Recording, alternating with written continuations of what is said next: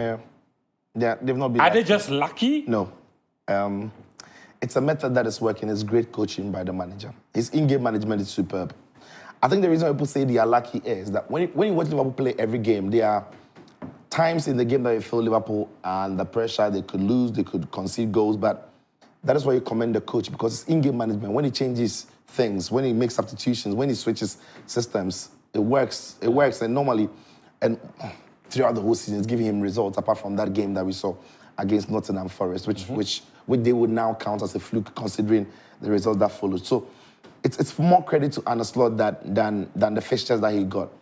And he put it in the best way, that they told him that there were no easy games in the Premier League. He's got into the Premier League. He's won the games ahead of him. And now they're telling him they are easy games.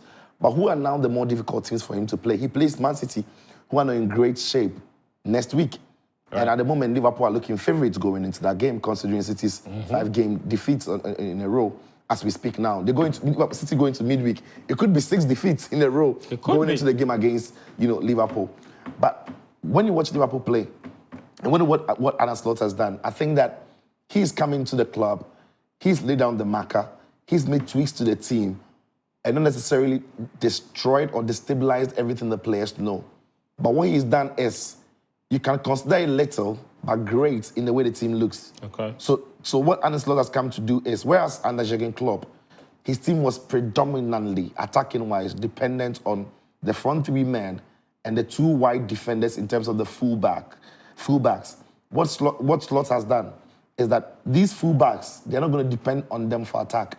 They're going to depend on them to keep the back solid, but they're going to depend on the midfield 3 to be dynamic enough to help in attack. So Liverpool have got a lot more of control with midfielders. But so when you see this season, Robertson and Alexander-Arnold's numbers have suffered in attacking-wise. Right.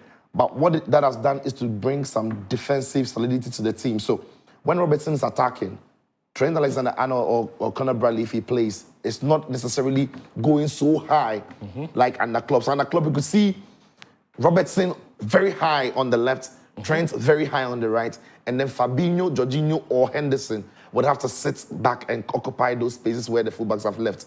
We don't see Gravenberch, McAllister, or Szoboszlai or Curtis Jones having to fill in for the fullbacks a lot this season. Yeah. Rather, they stay in midfield, keep it tight and keep the short passes going, and wait for the right moment to pick the attackers. And the fullbacks are not overly adventurous, so they've got a bit of balance at the back. So defensively, Liverpool look a lot better this season, and attacking-wise, they are getting the attackers in the good areas. They are depending a lot more on their midfielders to bring them goals and create more, and they are not relying on the fullbacks, as I said, to do the creating. So there are tweaks with what Arne Slot has done, and it is working. And I think that everybody's looking for an excuse as to why they are doing great. I think the manager has walked through the door.